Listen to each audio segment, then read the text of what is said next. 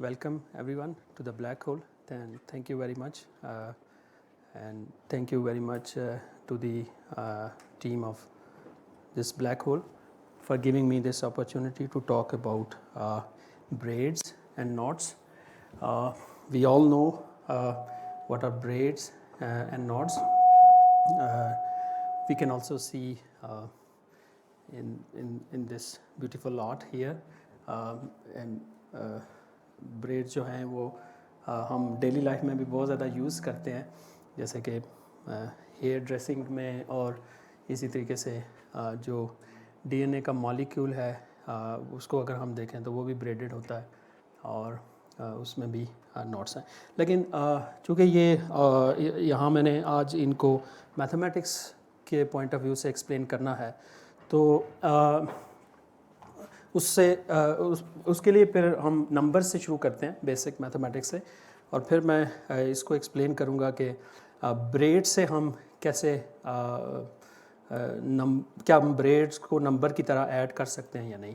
तो अगर हम नंबर से स्टार्ट करें तो जो नंबर हम यूज़ करते हैं आमतौर पे वो ये नंबर्स हैं जिन्हें हम नेचुरल नंबर भी कहते हैं, या फिर इनको इंटीजर्स कहते हैं. तो ये आपके पास इन्फिनिटी तक चलते हैं, और इसी तरीके से हर नंबर का इन्वर्स भी है.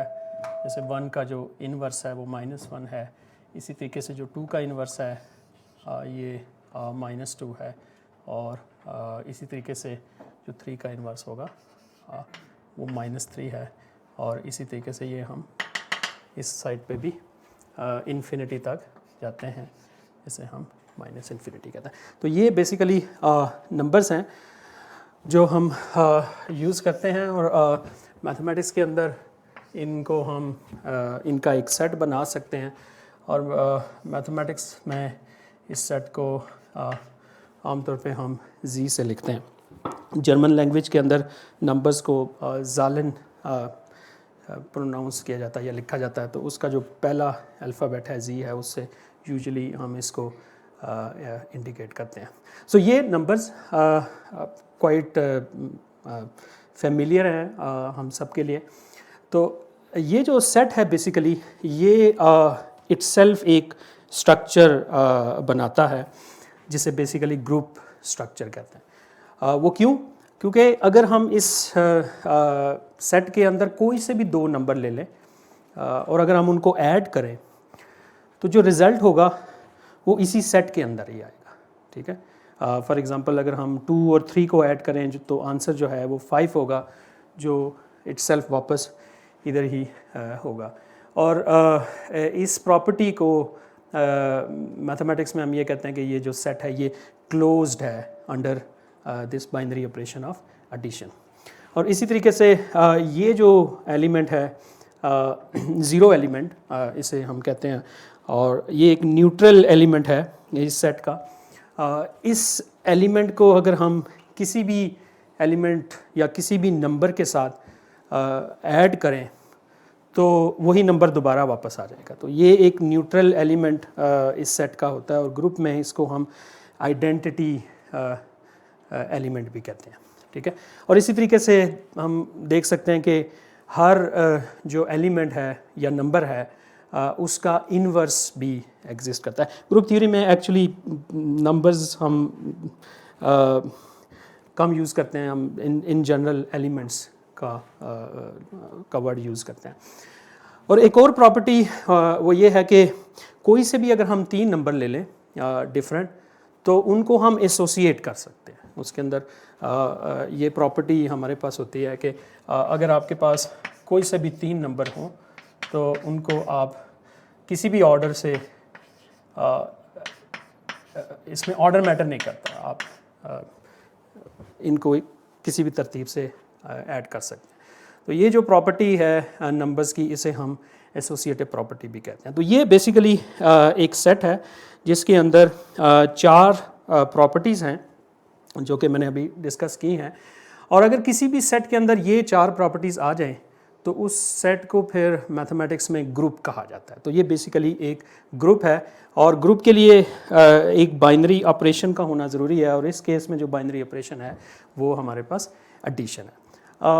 ये वाला जो सेट है ये बेसिकली अंडर मल्टीप्लिकेशन ग्रुप नहीं है, क्योंकि हर एलिमेंट का जो इनवर्स है वो अंडर मल्टीप्लिकेशन नहीं होता। लेकिन अब हम अगर ब्रेड्स की बात करें और उनका स्ट्रक्चर देखें तो क्या हम इस तरह की कोई एडिशन ब्रेड से भी कर सकते हैं? क्या कोई ऐसा सेट ब्रेड से भी बनाया जा सकता है जो इटसेल्फ कोई ग्रुप बन जाए? तो इंटरेस्टिंगली ऐसा किया जा सकता है ब्रेड्स के साथ। तो ब्रेड जो है फॉर एग्जांपल अगर ज़ीरो ब्रेड हमें ड्रॉ करना पड़े या ज़ीरो के करस्पॉन्डिंग कोई ब्रेड ड्रॉ करना पड़े तो वो जो ब्रेड होगा वो बेसिकली ये ब्रेड होगा, ठीक है। सो ब्रेड जो है ये 2 स्ट्रिंग से भी हम ड्रॉ कर सकते हैं, 3 से भी और n नंबर ऑफ स्ट्रिंग से भी ड्रॉ कर सकते हैं। तो अगर हम 2 स्ट्रिंग से ब्रेड ड्रॉ करें तो ये जो ब्रेड होगा ये ट्रिवियल ब्रेड होगा जिसके अंदर बेसिकली कोई भी क्रॉसिंग नहीं होगी। जो 1 ब्रेड होगा उसको हम ऐसे ड्रॉ कर सकते हैं इस तरीके से। तो ये हमारे पास ब्रेड है जो 1 के करस्पॉन्डिंग हम बना सकते हैं। और अगर ये ब्रेड है तो क्या इसका इन्वर्स भी हो सकता है? तो इसका जो इन्वर्स होगा उसको हम इस तरीके से ड्रॉ करेंगे, ठीक है। अब ये इन्वर्स क्यों है? नंबर्स में तो हमें पता है कि इन्वर्स इसलिए है क्योंकि अगर हम इस 1 को इस -1 में ऐड करें तो 0 आता है। अब अगर हम इस ब्रेड को इस ब्रेड में ऐड करें या कंबाइन करें तो हमारे पास ये वाला ब्रेड आना चाहिए। तो इसको ऐसे किया जा सकता है, अगर हम इस ब्रेड को इसके साथ इधर नीचे अटैच कर दें, स्टैक कर दें, तो उसके बाद उसको सिंप्लीफाई करें तो हमारे पास यही ब्रेड आएगा। सो मैं यहाँ से शुरू करता हूँ कि ये अगर एक ब्रेड है हमारे पास, ठीक है, और अब इसके साथ अगर हम ये ब्रेड यहाँ पे अटैच कर लें तो ये कुछ इस तरह की सिचुएशन बन जाएगी और इससे ये बेसिकली एक नया ब्रेड बनेगा। लेकिन अगर हम थोड़ा सा गौर से देखें तो ये बेसिकली नया ब्रेड नहीं है, ये यही वाला ब्रेड है, क्योंकि अगर हम इन दोनों स्ट्रिंग्स को थोड़ा सा स्ट्रेच करें तो ये आज़ाद हो जाएंगे एक दूसरे से और सीधे होके ये 2 स्ट्रिंग्स बन जाएंगे। तो इस वजह से इस ब्रेड को और इस ब्रेड को जब हमने कंबाइन किया तो बेसिकली हमारे पास ये ब्रेड आया, लेकिन ये ब्रेड एक्चुअली इसी ब्रेड के इक्वल ही है। और इस तरीके से अगर हम 2 ब्रेड ड्रॉ करें तो उसके करस्पॉन्डिंग ब्रेड ड्रॉ करें तो ये कुछ ऐसा बनेगा जिसमें 2 क्रॉसिंग्स होंगी। सो ये ऐसा ब्रेड होगा, ठीक है। इसी ब्रेड को हमने लेके इसी के साथ इसको अटैच कर दिया तो इसका जो इनवर्स होगा वो इस तरफ कुछ ऐसे बनेगा, ठीक है। सो इसको हम ऐसे देख सकते हैं। सो ये इसके तरीके से ये ब्रेड बनेगा और इस तरीके से हम ब्रेड्स इन्फिनिट टाइम्स बना सकते हैं और इससे जो ब्रेड्स हमारे पास इस तरफ भी बनेंगे वो -इन्फिनिटी तक आ जाएंगे। तो ये हमारे पास एक सेट बन जाएगा जिसे हम सेट ऑफ ब्रेड्स कहेंगे और इस सेट को हम B2 से रिप्रेजेंट कर सकते हैं, ठीक है। और 2 क्यों है? क्योंकि इसके अंदर बेसिकली 2 स्ट्रिंग से हमने ये ब्रेड बनाया। अब इसको समझने के लिए 3 डायमेंशन के अंदर ये मैंने बेसिकली एक थोड़ा सा टॉय सा बनाया है। ये जो ब्रेड है इसको अगर हम 3 डायमेंशन में देखें तो ये ब्रेड है एक्चुअली। दो कोई से स्ट्रिंग्स हैं वो ऊपर किसी डिस्क के साथ अटैच हैं और नीचे भी अटैच हैं और ये जो स्ट्रिंग्स हैं ये कोई प्लास्टिक के हैं या फ्लेक्सिबल हैं जिनको हम एक्सटेंड कर सकते हैं maybe up to infinity. तो जो पहला ब्रेड है ये वाला, इसको हमने कैसे बनाया है? इसको हमने एक दफ़ा इसको हमने ट्विस्ट किया, ठीक है। तो अगर हम इस ब्रेड को देखें तो ये बेसिकली ये ब्रेड बन रहा है, ठीक है। और इसका जो इस ब्रेड का इन्वर्स जो है ये वाला, ये ब्रेड हमने इस तरीके से बनाया है कि अगर हम इन दोनों को इस तरफ ले आए तो ये ब्रेड बन गया, ठीक है। अब अगर हम इन दोनों को कंपोज करें, कंबाइन करें, जो पहले ब्रेड बनाया और जो दूसरे ब्रेड बनाया, तो जो नया ब्रेड बनेगा वो कुछ इस तरह का बनेगा और इसको हम एक्सटेंड करके ये वाला ब्रेड दोबारा से आइडेंटिटी ब्रेड बना सकते हैं, तो ये स्टक नहीं होगा। तो ये एक डिमॉन्स्ट्रेशन हम घर में कर सकते हैं ब्रेड से, और बहुत सारे ब्रेड्स हम इस तरीके से बना सकते हैं, कोई से भी 2 स्ट्रिंग्स लेके। अच्छा, अब ये जो नया ग्रुप बना है इसे हम ब्रेड ग्रुप कहेंगे, और ब्रेड ग्रुप विद 2 स्ट्रिंग्स। और ये जो 2 ग्रुप्स हमने अभी तक डिस्कस किए, ये बेसिकली देखा जाए तो इनका जो स्ट्रक्चर है, इन दोनों के जो स्ट्रक्चर्स हैं ये सेम है। कैसे सेम है? क्योंकि एक तो यह है कि ग्रुप की जो चारों प्रॉपर्टीज़ हैं वो यहाँ पे होल्ड करती हैं। एक न्यूट्रल ब्रेड भी है जो कि ये वाला ब्रेड है, अगर आप इसको किसी भी ब्रेड के साथ अटैच कर दें तो उस ब्रेड पे ओवरऑल कोई फ़र्क नहीं पड़ेगा, वो वापस उसी तरह का ब्रेड बन जाएगा। और ब्रेड्स को हम एसोसिएट भी कर सकते हैं, जिस तरीके से हमने ब्रेड्स को स्टैक किया है एक दूसरे के साथ, और हर ब्रेड का इन्वर्स भी होता है। तो नंबर्स के अंदर ये जो ग्रुप हमने बनाया नंबर से, ये बेसिकली 1 से जनरेट हुआ है। मैथमेटिक्स के अंदर या ग्रुप थ्योरी के अंदर हम ये कहते हैं कि इसका एक जनरेटर है। जनरेटर एक होने का मतलब ये है कि कोई भी एलिमेंट या कोई भी नंबर है उसको हम 1 या उसके इनवर्स से हासिल कर सकते हैं, ठीक है। सो फॉर एग्जांपल 3 है तो 3 को मैं 3 दफ़ा 1 अगर मैं ऐड करूं तो मेरे पास 3 आ जाएगा। और अगर -2 लेना हो तो फिर 1 का मुझे इन्वर्स लेना पड़ेगा, और -1 को 2 दफ़ा ऐड करेंगे तो -2 आएगा। तो ये इसका बेसिकली एक जनरेटर है। और ग्रुप थ्योरी में अगर किसी ग्रुप का एक जनरेटर हो तो उस ग्रुप को हम साइक्लिक या सिक्लिक ग्रुप भी कहते हैं, ठीक है। तो ये बेसिकली सिक्लिक ग्रुप है। तो अब हम जब कह रहे हैं कि इन दोनों ग्रुप्स का स्ट्रक्चर एक है, तो फिर इसका भी कोई एक जनरेटर होना चाहिए। तो इसका जो जनरेटर है वो आप ये ब्रेड भी ले सकते हैं या उसका इन्वर्स भी ले सकते हैं। सो जनरेटर में या तो कोई एलिमेंट जनरेट करेगा, तो अगर कोई एलिमेंट जनरेट कर रहा है तो उसका इन्वर्स भी उसको जनरेट करेगा सिक्लिक के केस में। और इस केस में हम कोई सा भी एक ब्रेड ले सकते हैं, जो कि यहाँ पे ये इसका ब्रेड ले सकते हैं। हम वो जो दूसरा ब्रेड है ये वाला, इसको भी यूज़ कर सकते हैं, और इससे भी इस पूरे जो सेट है विद 2 स्ट्रिंग्स इसको हम जनरेट कर सकते हैं। तो ये हमारे पास एक इंटरेस्टिंग सिचुएशन आ गई। अब हम नंबर्स की बजाय ब्रेड से ये सारी चीज़ें देख सकते हैं। जैसे नंबर्स को ऐड किया जा सकता है, इसी तरीके से ब्रेड्स को भी हम ऐड कर सकते हैं, और इससे हम एक ब्रेड स्ट्रक्चर बना सकते हैं, ठीक है। तो अब इस तरह की सिचुएशन कभी मैथमेटिक्स में आ जाए तो हम ये कहते हैं कि ये जो 2 ग्रुप हैं ये बेसिकली इनका स्ट्रक्चर एक जैसा है, क्योंकि ये भी इन्फिनिट है, ये भी इन्फिनिट है, ये इसका भी एक ही जनरेटर है, इसका भी एक ही जनरेटर है। तो बेसिकली ये जो दोनों ग्रुप्स हैं ये आइसोमॉर्फिक है, ठीक है। तो इसको हम मैथमेटिक्स में इस तरीके से लिखते हैं।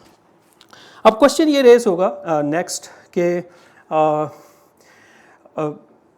क्या हम ये सारा प्रोसेस 3 ब्रेड्स के साथ, 3 स्ट्रिंग्स के साथ कर सकते हैं? अगर हम 2 के बजाय 3 स्ट्रिंग्स ले लें तो क्या होगा, ठीक है।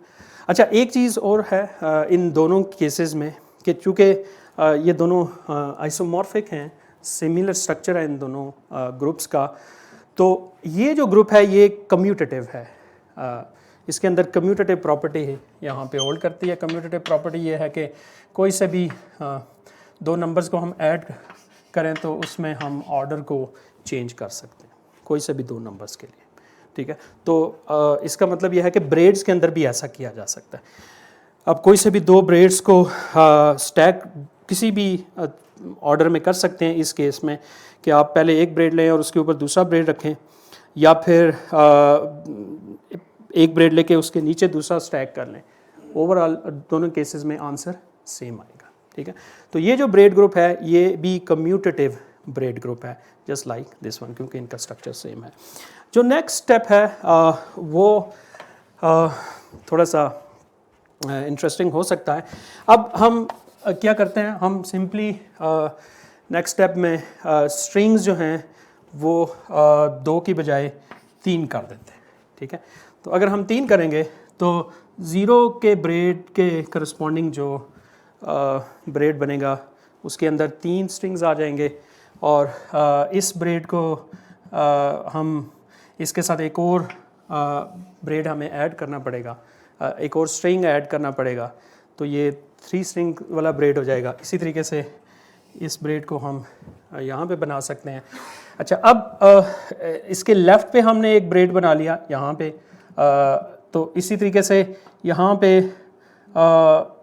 एक और ब्रेड, एक और स्ट्रिंग अटैच करके हम ये ऐसा कर सकते हैं। लेकिन देखना ये पड़ेगा कि क्या ये इन्वर्सेस हैं या नहीं। इस केस में ये एक दूसरे के इन्वर्सेस नहीं है, हमें इन्वर्स के लिए थोड़ा सा मज़ीद देखना पड़ेगा कि इसका इन्वर्स क्या होगा। हाँ, किया जा सकता है अगर हम इसको यहाँ से ख़त्म करके इसके साथ अगर हम अटैच इधर ही ब्रेड बना लें, तो ये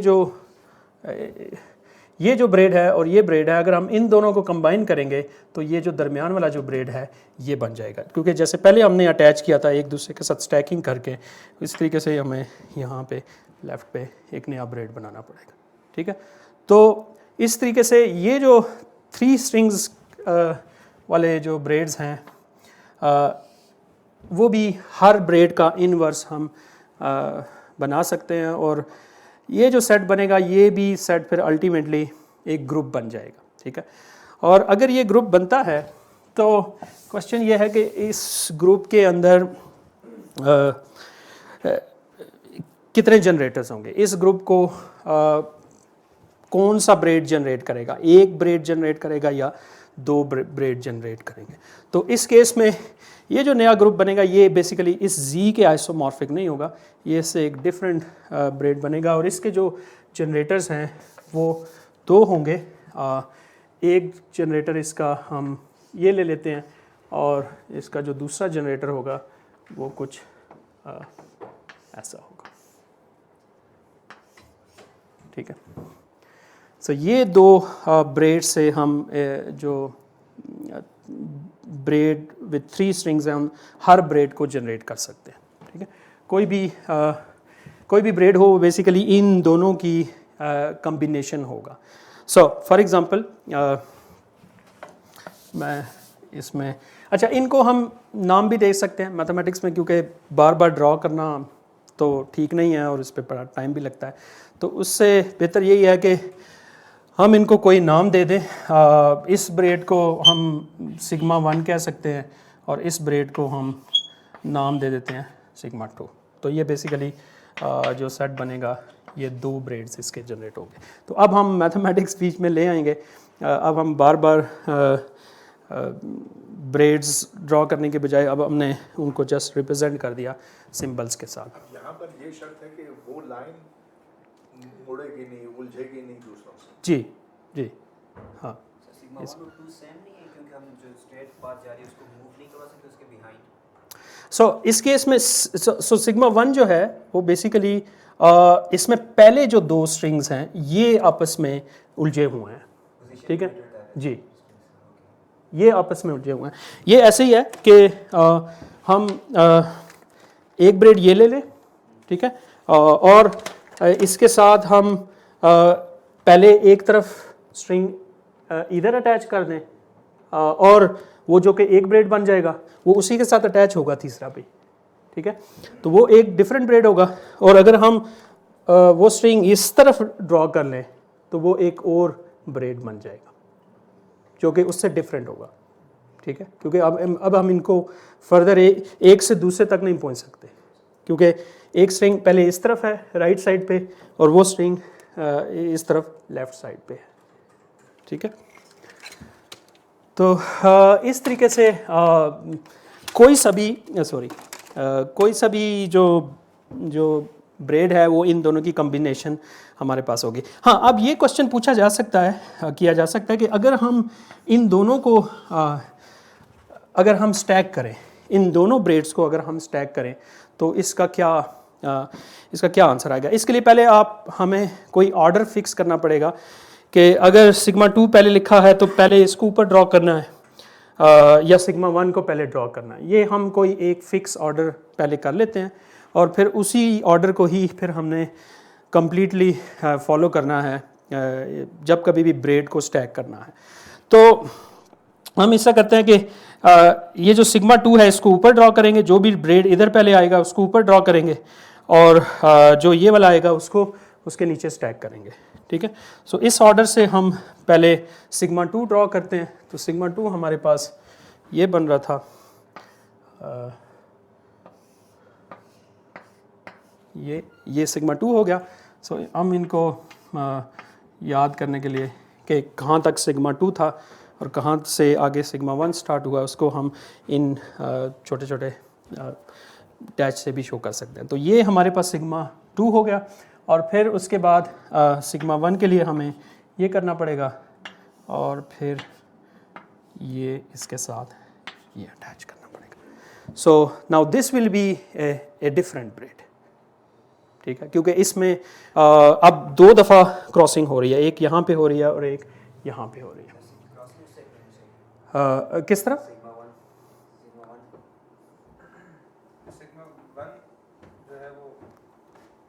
हमने ऑर्डर ये रखा हुआ है कि जो सिग्मा 2 है उसको हमने जो इधर वाला है उसको टॉप पे रखना है और जो ये वाला है उसको इसके नीचे रखना है। मैंने सही ड्रॉ किया? I think you are right, I am wrong. Sigma 1 को ड्रॉ मुझे ऐसे करना चाहिए। Thank you.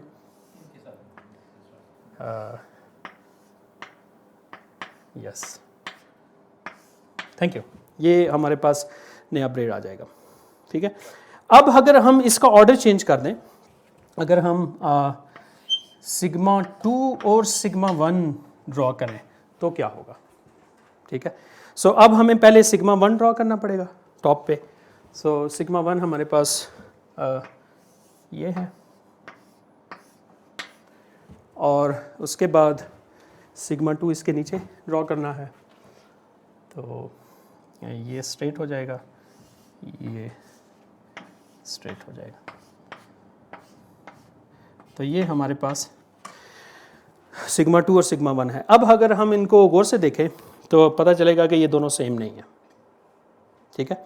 और इनको ट्रेस करने के लिए कि क्यों सेम नहीं है, सम टाइम हम इनको ये जो उनके फिक्स पॉइंट्स हैं उनको नंबर भी दे सकते हैं कि ये 1 2 3 है और ये भी 1 2 3 है। जो फिक्स पॉइंट्स हैं ये 1 2 3 है और ये 1 2 3 है। और अब हम ये देखेंगे कि कौन सा नंबर कहाँ पे एंड कर रहा है। तो ये जो 1 स्ट्रिंग जहाँ 1 से शुरू हो रहा है वो 2 पे एंड हो रहा है, लेकिन ये जो 1 से शुरू हो रहा है ये अल्टीमेटली नीचे 3 के साथ हो रहा है। तो जो ये शो कर रहा है कि ये दोनों ब्रेड्स आपस में सेम नहीं है, ठीक है। तो यहाँ से हमें ये बात पता चली कि सिग्मा 1 और sigma 2 is not equal to sigma 2 and sigma 1, which means कि अगर हम 3 स्ट्रिंग्स से ब्रेड बनाएंगे या ब्रेड ग्रुप बनाएंगे तो वो जो ग्रुप होगा वो कम्यूटेटिव नहीं होगा, उसका स्ट्रक्चर इस जी जैसा नहीं होगा, ये नॉन कम्यूटेटिव ग्रुप होगा और ये नॉन साइक्लिक भी होगा क्योंकि इसके अंदर इसके 2 जनरेटर्स हैं, ठीक है। कोई भी ब्रेड है, अब ये इंटरेस्टिंग है कि कोई भी ब्रेड है क्योंकि ये तो इन्फिनिट ब्रेड्स हैं, इन्फिनिट वे में हम ऐसे स्टैकिंग कर सकते हैं और उन स्टैकिंग को हम सिग्मा 1 और सिग्मा 2 या उनके इन्वर्सेस से बना सकते हैं, ठीक है। तो इस वजह से हम ये कहते हैं कि ये इसके 2 जनरेटर्स हैं, सिग्मा 1 और सिग्मा 2। अब इसमें इसके अंदर एक बहुत ही इंटरेस्टिंग रिलेशन है, वो मैं इधर से ही ड्रॉ करने की कोशिश करता हूँ कि अगर हम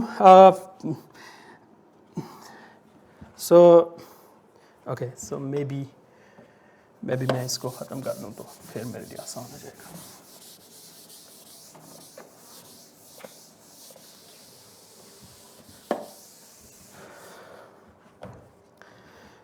अच्छा, अब हमारे पास सिग्मा 1, सिग्मा 2 और सिग्मा 2 है, और अगर मैं इधर सिग्मा 1 लिखूँगा फ़र्ज़ करें, तो फिर मुझे वो जो सिग्मा 1 है वो कहाँ पे ड्रॉ करना पड़ेगा? इसके ऊपर ड्रॉ करना पड़ेगा, क्योंकि ये पहले आ गया। तो मैं इन नंबर्स को दोबारा से मिटा देता हूँ ताकि ये हमारे पास प्रॉब्लम ना हो, और इसको मैं बाद में ड्रॉ कर दूँगा ताकि मज़ीद ये क्लियर हो जाए।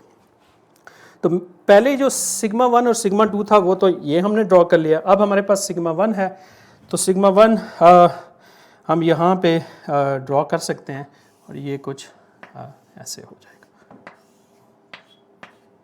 ठीक है। और अब अगर हमें थोड़ा सा इसका थोड़ा सा ऑर्डर चेंज करना पड़े, अगर हम सिग्मा 2, सिग्मा 1 और सिग्मा 2 ड्रॉ करें तो क्या होगा? इसको याद करने के लिए हम 1 2 3 दोबारा लिख सकते हैं, और ये 1 2 3 यहाँ पे लिख सकते हैं, और ये देख सकते हैं कि 1 जो है वो 3 पे आ रहा है, 2 जो है वो 2 पे आ रहा है, और 3 जो है वो 1 के साथ आ रहा है। ये सब बेसिकली परमुटेशंस हो रही हैं कुछ नंबर्स की, ठीक है। और इस तरह की परमुटेशंस को हम स्टडी कर सकते हैं परमुटेशन ग्रुप्स की सेंस में, ठीक है। और इसे एडवांस ग्रुप थ्योरी में फिर हम रिप्रेजेंटेशन थ्योरी कहते हैं बेसिकली, कि हम इन्हीं ग्रुप्स को रिप्रेजेंट करते हैं परमुटेशन ग्रुप्स या सिमेट्रिक ग्रुप्स के हिसाब से। तो अब मैं ये वाला ब्रेड ड्रॉ करने लगा हूँ, और फिर हम ये देखेंगे कि क्या ये दोनों आपस में सेम हैं या नहीं। तो हमारे पास सिग्मा 1 जो है वो ये था मेरे ख्याल में, और सिग्मा 2 है वो ये था, ठीक है। और हमने ये रखा हुआ है कि जो पहले आएगा उसको हमने ऊपर ड्रॉ करना है। तो सिग्मा 2 को ऊपर ड्रॉ करेंगे तो ये यहाँ से शुरू होगा, इधर आ जाएगा। फिर हमने सिग्मा 1 ड्रॉ करना है, उसके लिए फिर ये आ जाएगा, और फिर एंड पे दोबारा से सिग्मा 2 ड्रॉ करना है तो ये आ जाएगा, ठीक है। अब ये एक नया ब्रेड बन गया। अब क्वेश्चन ये है कि क्या ये दोनों ब्रेड आपस में सेम है। तो एक तरीका तो यह है कि हम इनको पहले नंबर से चेक कर लें कि क्या नंबर सेम एक दूसरे के साथ मैप्ड हो रहे हैं। तो ये तो पता चल रहा है कि 1 जो है यहाँ पे भी 3 के साथ आ रहा है, और ये ऊपर से ही आ रहा है, ठीक है।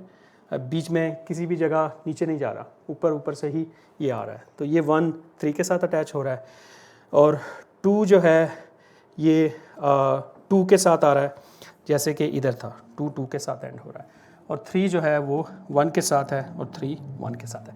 अब ये जो बीच में थोड़ी सी चेंजेस आ रही हैं, इनको हम टोपोलॉजिकली इक्विवेलेंट कर सकते हैं, इनको मूव कर सकते हैं। जो बज़ाहिर पिक्चर में हमें ऐसा लग रहा है कि कुछ डिफरेंट हो रहा है, लेकिन टोपोलॉजी में हम इन चीज़ों को अलाउ करते हैं, हम इनको इधर उधर मूव कर सकते हैं। उससे कुछ नई क्रॉसिंग ऐड नहीं होगी। ओवरऑल इस ब्रेड के स्ट्रक्चर पे कोई फ़र्क नहीं आएगा। तो ये ब्रेड और ये ब्रेड सेम हो जाएंगे। तो यहाँ से हमें ये बात पता चली कि सिग्मा 1 सिग्मा 2 सिग्मा 1 जो है वो सिग्मा 2 सिग्मा 1 और सिग्मा 2 के इक्वल है।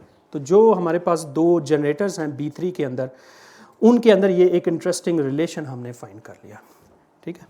और मैथमेटिशियन फिर इसको ऐसे लिखते हैं कि ये एक ग्रुप है जिसके अंदर दो जनरेटर्स हैं, और इसका ये एक बड़ा नाइस रिलेशन है जिसे हम ब्रेड रिलेशन भी कहते हैं, सिग्मा 2 सिग्मा 1 एंड सिग्मा 2। और ये उस पूरे जो इन्फिनिट ग्रुप है उसकी फाइनाइट प्रेजेंटेशन है, ठीक है। So this is something one can understand. और अगर हमारे पास 3 स्ट्रिंग्स हों तो उनके साथ हम ये सारा कुछ कर सकते हैं, और this is somehow interesting group. और टोपोलॉजी के अंदर फिर फर्दर हम इनको नॉट्स के हवाले से भी देखते हैं कि क्या ये जो ग्रुप है ये अल्टीमेटली किसी नॉट के साथ लिंक्ड है या नहीं। तो यस, ये नॉट के साथ लिंक किया जा सकता है। अगर हम ऐसी नॉट ले लें जिसके अंदर 3 क्रॉसिंग्स हों और उनके अंदर फिर हम किसी और रोप के साथ डिफरेंट पाथ बनाना शुरू करें, तो डिफरेंट पाथ्स का भी एक जो सेट बन जाएगा और वो सेट जो है वो ग्रुप फर्दर बनता है, जिसे हम फंडामेंटल ग्रुप कहते हैं। तो अगर इस नॉट का फंडामेंटल ग्रुप बनाया जाए, जो कि थोड़ा सा टेक्निकल है, तो वो बेसिकली इस ग्रुप की आइसोमॉर्फिक हो जाएगा। और B2 के केस में B2 के केस में हमने देखा था कि ये Z के आइसोमॉर्फिक है और ये बेसिकली फंडामेंटल ग्रुप बनता है किसी भी सर्कल का। कोई भी सर्कल ले लें और उसके ऊपर हम डिफरेंट लूप्स बनाना शुरू कर दें और डिफरेंट पाथ्स बनाना शुरू करें, तो हर पाथ का इन्वर्स पाथ भी बनाया जा सकता है सर्कल के ऊपर। तो इस तरीके से हम इन्फिनिट पाथ बना सकते हैं। तो ये फंडामेंटल ग्रुप इस केस में Z के आइसोमॉर्फिक हो जाएगा, ठीक है, और वो सर्कल के ऊपर ही हम ग्रुप बना सकते हैं। और इस केस में हमें इससे इधर आने के लिए फिर हमें ये वाली नॉट यूज़ करनी पड़ेगी। तो यहाँ से अब क्वेश्चन ये रेज होता है कि क्या हम ब्रेड से नॉट्स बना सकते हैं या नहीं, ठीक है। ग्रुप स्ट्रक्चर में तो ऐसा लग रहा है कि यस, ऐसा किया जा सकता है। तो अब जो नेक्स्ट क्वेश्चन है वो ये है कि क्या हम ब्रेड से नॉट बना सकते हैं। This is our next topic. So इसके लिए बेसिकली ऐसा करना पॉसिबल है और ये बेसिकली प्रूव किया था अलेक्जेंडर ने, और उसका एक फेमस थ्योरम है जो कि उसने आई थिंक 1925 में प्रूव किया था। और वो बेसिकली ये कहता है कि कोई भी जो नॉट है वो ब्रेड से हासिल की जा सकती है और इवन किसी भी नॉट से हम दोबारा वापस ब्रेड की तरफ भी आ सकते हैं। सो एवरी इसकी स्टेटमेंट कुछ ऐसी बनेगी कि every knot is a clear of some braid. अब मैं उसकी एग्जांपल देना चाहूँगा कि फॉर एग्जांपल ये हमारे पास एक नॉट है, और नॉट बेसिकली क्यों है, क्योंकि ये हमने कोई रोप ली है या कोई स्ट्रिंग लिया और उसको हमने स्पेस के अंदर घुमा के एक नॉट बना दी है। तो इट्स ये तो आप तस्वीर से बता रहे हैं ना जी। How do you define a knot? So simple way में तो हम इसको ऐसे कहेंगे कि it is a simple closed curve in 3 dimensional space, या फिर it is the embedding of a circle in 3 dimensional space. और मोर टेक्निकली फिर एक फंक्शन होता है जो जिसको डोमेन होती है और फिर रेंज होती है। It's a kind of some function जिसके अंदर यहाँ मे बी एस हो या maybe S cross S हो, I don't exactly remember, maybe I don't know, but वो जो है इस सेट के ऊपर मैप्ड हो जाता है। आई एम नॉट श्योर, मैंने काफ़ी अरसे से इसको देखा नहीं है। May be it's S1, may be just S1 और आई एम नॉट श्योर। तो इसको हम एज ए फंक्शन के तौर पे भी डिफाइन कर सकते हैं, ठीक है। ओके, सो यहाँ पे अलेक्जेंडर थ्योरम को हम चेक करते हैं कि एक सिंपल केस में कि अगर हमारे पास एक ब्रेड हो, हम B2 से एक ब्रेड लेते हैं, 2 स्ट्रिंग से एक ब्रेड बनाते हैं और उससे कोशिश करेंगे कि हम ये वाली जो नॉट है ये हम ले लें। तो उसके लिए मैं जो ब्रेड लूँगा वो ये वाला होगा, उसको मैं एक दफ़ा मज़ीद ट्विस्ट करवाऊँगा और दोबारा से 3 दफ़ा ट्विस्ट करवाऊँगा, ठीक है। तो ये एक ब्रेड लिया हमने, कोई सा भी ब्रेड है जो हमने 2 स्ट्रिंग्स का जो ब्रेड ग्रुप था वहाँ से एक ब्रेड लिया, ठीक है। अब मैं अलेक्जेंडर थ्योरम ये कहता है कि इसको एक ख़ास तरीके से क्लोज़ किया जा सकता है और वो क्लोज़ करने के बाद हम एक नॉट बना सकते हैं।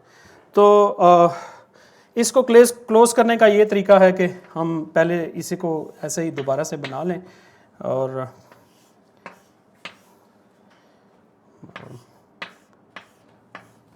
और इसका एक तरीका ये है कि हम इन दोनों एंड्स को आपस में अटैच कर दें और इन दोनों एंड्स को आपस में अटैच करेंगे तो कोई बटरफ्लाई की तरह की कोई चीज़ बन जाएगी। तो ये जो चीज़ है ये बेसिकली ये वाली नॉट है। इस नॉट को हमने यहाँ पे ड्रॉ किया हुआ है। इसको अगर हम थोड़ा सा मॉडिफाई करेंगे, थोड़ा सा मज़ीद स्पेस के अंदर डिफॉर्म करेंगे तो ये कुछ इस तरह की नॉट बन जाएगी। It's a not with 3 crossings. 3 crossings क्यों हैं? क्योंकि जिस ब्रेड से बना है उसके अंदर 3 क्रॉसिंग्स थी। तो एक क्रॉसिंग ये है, एक क्रॉसिंग ये है और एक क्रॉसिंग ये है। ठीक है, तो अलेक्जेंडर थ्योरम ये कहता है कि कोई भी हमारे पास नॉट हो उसको हम किसी ब्रेड से बना सकते हैं। तो और इसका इन कन्वर्स भी किया जा सकता है, रिवर्स भी किया जा सकता है कि क्या हम इधर से वापस इधर आ सकते हैं। तो उसके लिए भी एक स्टेप किया जा सकता है और वो स्टेप ये है कि हम इसको पहले दोबारा से बना लें और अब मैं इसको पहले इधर लेके आता हूँ और फिर इसको मैं इधर लेके आता हूँ, जो कि topologically I can do this. इससे कोई नॉट के ओवरऑल स्ट्रक्चर पे कोई ज़्यादा फ़र्क नहीं पड़ेगा। जस्ट मैंने ये किया कि ये जो पार्ट था नॉट का, इसको उठा के मैंने इस तरफ कर दिया। ठीक है, और अब जो नेक्स्ट स्टेप था अलेक्जेंडर थ्योरम के अंदर वो ये है कि अब आप इसको यहाँ से कट करें किसी भी जब ये दोनों एक साइड पे आ जाएं। वो कुछ एक एल्गोरिदम है, एक प्रोसेस है जिससे हम ऐसा कर सकते हैं जो कि थ्योरम के अंदर समहाउ डिस्क्राइब भी है। और अगर हम इसको कट करेंगे यहाँ से किसी प्लेन के साथ, सिर्फ इस पार्ट को, सारे को नहीं कटना, और उसको अगर हम दोबारा से खोलेंगे वापस तो ये वापस हमारे पास कुछ इस तरह की सिचुएशन बन जाएगी टोपोलॉजिकली। ठीक है, तो ये एक बड़ा फेमस थ्योरम है नॉट थ्योरी के अंदर, अलेक्जेंडर थ्योरम, जो 1925 के अराउंड उसने प्रूव किया था, और जिससे हम हर नॉट जो है ब्रेड से ले सकते हैं और इसी तरीके से किसी नॉट से हम कुछ ब्रेड्स भी बना सकते हैं। ठीक है, सो जो ब्रेड ग्रुप थ्योरी के अंदर और इंटरेस्टिंग काम हुआ था वो उसके अंदर, वो भी इन्हीं डेट्स के अंदर हुआ था, और वो जो था ब्रेड ग्रुप की जो प्रेजेंटेशन थी वो आर्टन एक और ही वाज सम ईमाइल आर्टन, उसने भी 1920s के अंदर इस ब्रेड ग्रुप थ्योरी को प्रॉपरली मैथमेटिकली डिस्क्राइब किया था, और ब्रेड जो हमारे पास स्ट्रक्चर है उसकी प्रेजेंटेशन जो है उसने उसको कुछ ऐसे डिफ़ाइन किया था कि आपके पास कोई भी n, अगर आपके पास अगर आप n स्ट्रिंग्स ले लें और उनसे अगर आप ब्रेड ग्रुप बनाएं तो उसके अंदर n-1 जनरेटर्स होंगे, n-1 जनरेटर्स होंगे, और उनके बीच में ये एक रिलेशन होगा i+1, और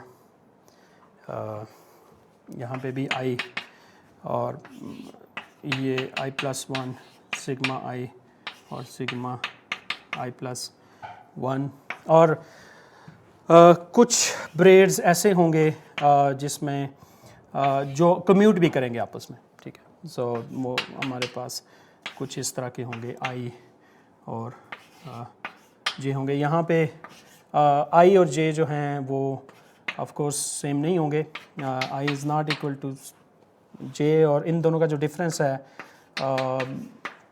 वो 2 होना चाहिए या 2 से बड़ा होना चाहिए। ठीक है, तो ये एक जनरल ब्रेड ग्रुप की जो प्रेजेंटेशन है n के केस में, n नंबर ऑफ स्ट्रिंग्स के केस में भी डिस्क्राइब की जा सकती है। तो ये एक बड़ा इंटरेस्टिंग काम था जहाँ से एक प्रॉपर ब्रेड ग्रुप थ्योरी की तरफ मैथमेटिशियंस जो हैं वो स्टडी करना शुरू हो गए। तो इसे आर्टन ब्रेड ग्रुप रिप्रेजेंटेशन भी कहा जाता है, जैसे हम फाइनल प्रेजेंटेशन भी कहते हैं। और ये अगर हम n को 1 रखें तो फिर तो जस्ट एक ही स्ट्रिंग होगा और वो तो ट्रिवियल है। अगर हम n को 2 रखेंगे तो 2 - 1 मीन जस्ट एक ही जनरेटर होगा जो कि हमने पहले देख लिया है, और n को अगर हम 3 रखेंगे तो हमारे पास 2 जनरेटर्स आएंगे। उस केस में फिर ये रिलेशन नहीं आएगा हमारे पास, ठीक है, क्योंकि उन दोनों का जो डिफरेंस है वो तो 1 ही आता है, ठीक है, उसको 2 से ज़्यादा होना चाहिए। तो ये एक बड़ी नाइस प्रेजेंटेशन थी ब्रेड ग्रुप। अगर हमारे पास इन जनरल किसी भी नंबर ऑफ़ स्ट्रिंग्स के अंदर हम ब्रेड ग्रुप बना सकते हैं। अब क्वेश्चन ये है कि ब्रेड से नॉट हम बना लिए, अब नॉट्स को कैसे क्लासीफाई किया जा सकता है, उसके लिए हमें क्या करना पड़ेगा, क्योंकि ब्रेड ग्रुप स्ट्रक्चर्स तो काफ़ी इजीली हम यहाँ से बना सकते हैं, लेकिन जो नॉट्स हैं उनको कैसे डिस्टिंग्विश किया जाए कि ये एक नॉट दूसरी नॉट से डिफरेंट है।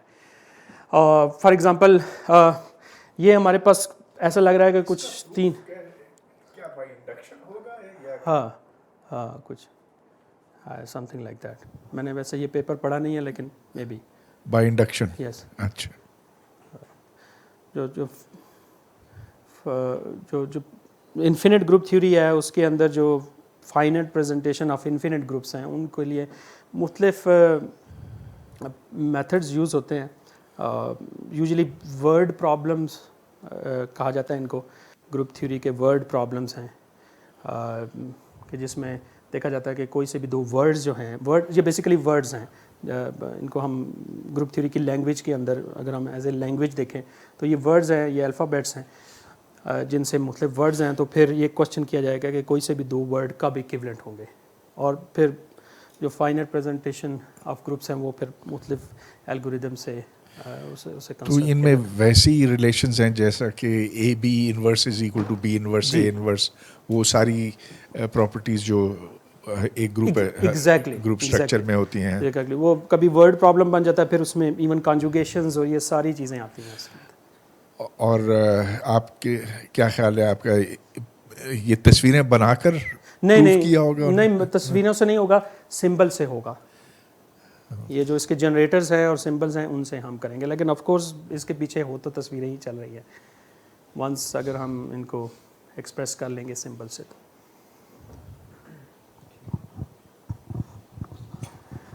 ओके। सो अब क्वेश्चन जो है वो फिर नॉट थ्योरी के अंदर आ गया है कि अब हम नॉट्स को कैसे स्टडी करें। ऑफ कोर्स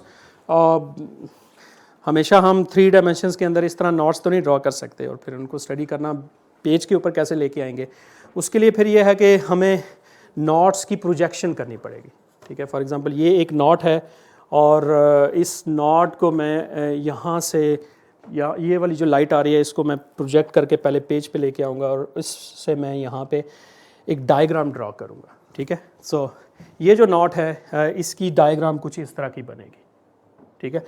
अब मुझे 2D के अंदर लेके आना है, तो फिर ये जो अंडर क्रॉसिंग बन रही हैं, जैसे कि देखा जाए तो ये एक यहाँ से एक पार्ट शुरू हो रहा है नॉट का जो है यहाँ तक आ रहा है, इसे फिर हमें नाम देना पड़ेगा। इसको हम कहेंगे कि ये एक आर्क है बेसिकली नॉट की, ठीक है। तो एक अंडरपास जो कि यहाँ से फॉर एग्जांपल शुरू हो रहा है, यहाँ से लेके नेक्स्ट अंडरपास तक जो कि यहाँ तक है, उसे हम आर्क का नाम देंगे, ठीक है। और फॉर एग्जांपल यहाँ से लेके यहाँ तक 2D के अंदर इसको हम एक आर्क कह देते हैं, और उसको फिर किसी सिंबल से, किसी अल्फ़ाबेट से हम रिप्रेजेंट कर सकते हैं। अब क्वेश्चन ये है कि डिफरेंट प्रोजेक्शंस हो सकती हैं। फॉर एग्जांपल एक प्रोजेक्शन कुछ इस तरह की बन रही है, और अगर मैं इसी को सेम इसी उसमें रखूँ और ऊपर से प्रोजेक्शन डालूँ तो नीचे कुछ और प्रोजेक्शन बनेगी, ठीक है। और अगर उस दीवार पे करूँ तो कुछ और प्रोजेक्शन होगी, उस दीवार से करूँगा तो कोई और प्रोजेक्शन होगी। अब क्वेश्चन ये है कि कैसे पता चलेगा कि ये जो प्रोजेक्शंस हैं ये सेम हैं, किसी एक ही नॉट को रिप्रेजेंट कर रही हैं।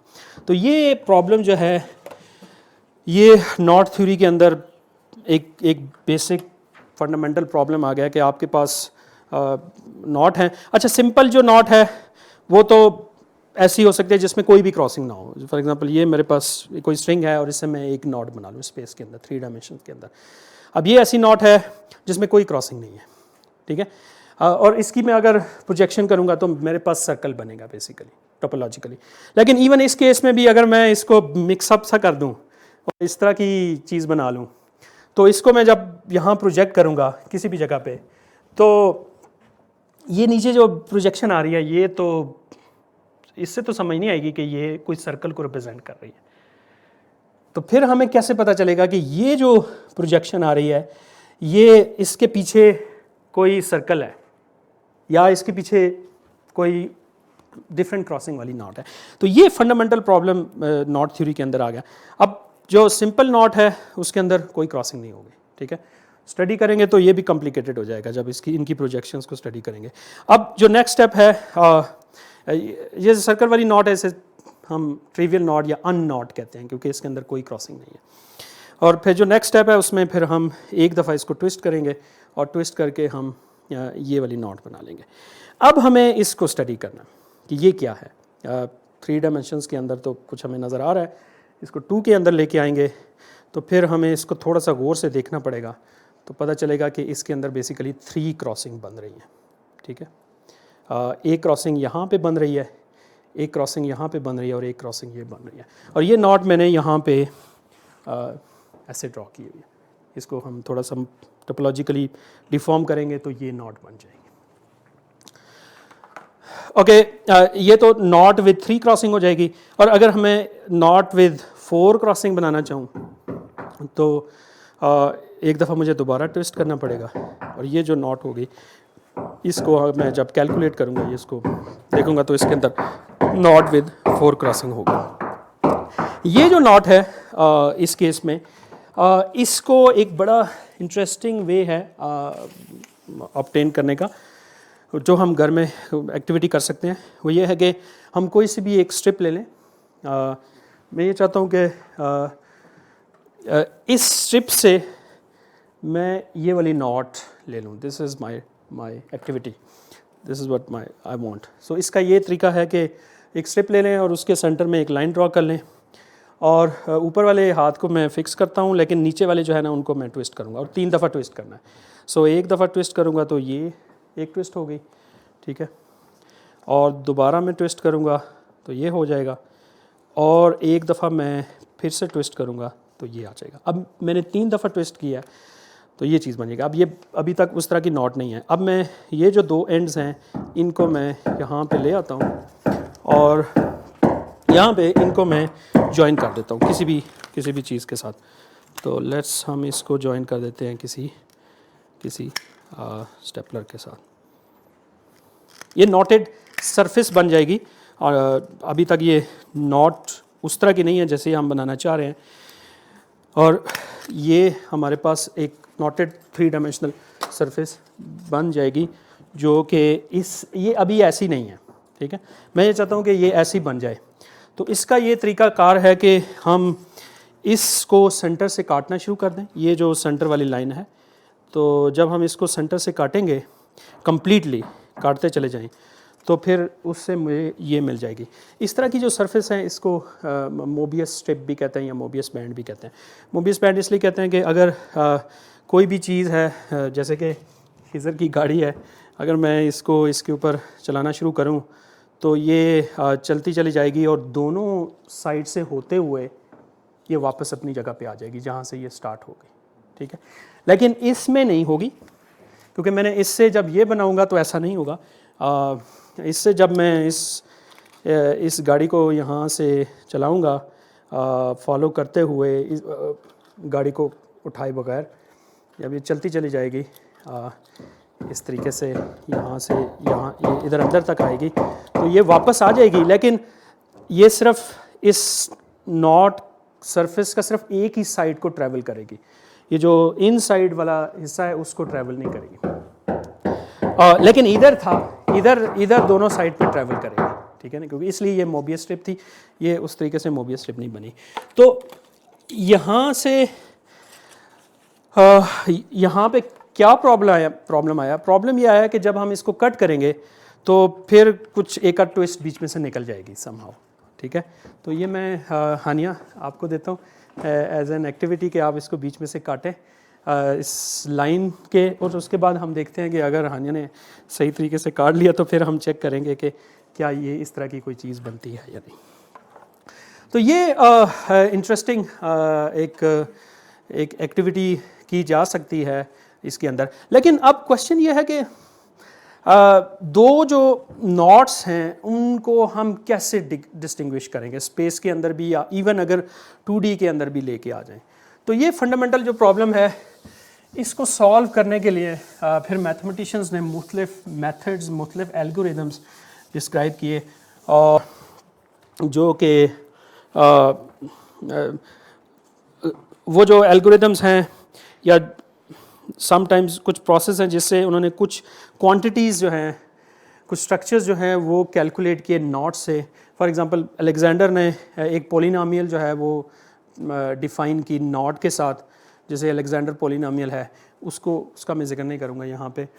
तो वो अलेक्जेंडर पोलिनोमियल किसी नॉट से आप बना सकते हैं, और दो नॉट डायग्राम से कैलकुलेट करेंगे कि दोनों नॉट डायग्राम्स के अलेक्जेंडर पोलिनोमियल्स कैसी हैं। अगर वो दोनों सेम आ रही हैं तो इसका मतलब ये है कि वो दोनों जो नॉट डायग्राम्स हैं वो बेसिकली किसी एक ही नॉट को रिप्रेजेंट करी हैं, या दोनों नॉट डायग्राम्स आपस में इक्विवेलेंट हैं। इसी तरीके से काउफमैन ने और जॉन्स ने 1980s के अंदर जॉन्स पोलिनोमियल डिस्कवर की। वो भी थोड़ा सा मज़ीद टेक्निकल है, और जॉन्स पोलिनोमियल की वजह से आई थिंक जॉन को फील्ड मेडल मिल गया, और फिर बाद में फिजिसिस्ट इसमें आगे उन्होंने इसमें इंटरेस्ट लेना शुरू कर दिया, क्योंकि उनका ये ख्याल था कि ये जो क्वांटम मैकेनिक्स के अंदर बहुत सारी जो चीज़ें हैं वो भी कुछ नोटेड हैं, और अगर हम इनको इस तरीके से स्टडी करें तो क्वांटम मैकेनिक्स के अंदर जो बहुत सारे प्रॉब्लम्स हैं वो हम बेहतर तौर पे समझ सकते हैं। But I am not an expert of that, but by the end of this video हम देखेंगे। इस दौरान हानिया ने ये कंप्लीट काट दी है सेंटर में से। अब मैं देखता हूँ कि वाकई हमारा एक्सपेरिमेंट कामयाब हुआ या नहीं। तो जब हम उसको सेंटर से काटेंगे तो अब जो नई जो चीज़ बनेगी, इसको मज़ीद थोड़ा सा हमने सिंप्लीफाई करना है, तो पता चलेगा कि अब इसके अंदर कितनी क्रॉसिंग्स हैं, ये हमने चेक करना है। ठीक है, तो बिल्कुल हमारा एक्सपेरिमेंट ठीक रहा, इसके अंदर 3 ही क्रॉसिंग बन रही हैं। ठीक है, इसको देखा जाए तो ये कुछ 3 क्रॉसिंग इधर यहाँ पे आ रही हैं, और ये नॉट जो है इसी तरह की नॉट बन जाएगी। ठीक है, तो ये एक एक्टिविटी है जो हम घर पे नॉट से रिलेटेड कर सकते हैं।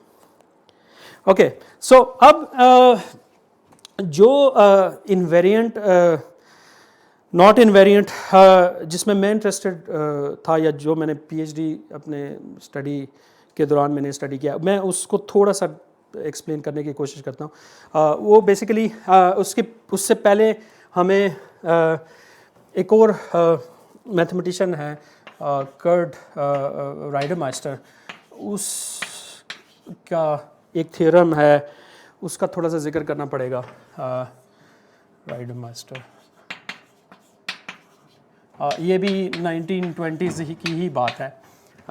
उसने बेसिकली नॉट थ्योरी के इस प्रॉब्लम को सॉल्व करने के लिए एक थ्योरम प्रूव किया, और वो ये थ्योरम ये था कि कोई से भी 2 नॉट्स को अगर हमने चेक करना है कि वो इक्विवेलेंट हैं या नहीं, तो हमने कुछ मूव्स करनी पड़ेंगी उन नॉट्स के बीच में, और वो 3 तरह की मूव्स होंगी। ठीक है, और अगर उन 3 तरह की मूव्स से एक नॉट्स को डिफॉर्म करके हम दूसरी नॉट तक पहुंच जाते हैं, तो फिर वो जो नॉट हैं वो इक्विवेलेंट नॉट होंगी। वो जो 3 मूव्स हैं उन्हें हम राइडरमाइस्टर मूव्स कहते हैं, जो कि मैंने इधर ड्रॉ की हुई हैं।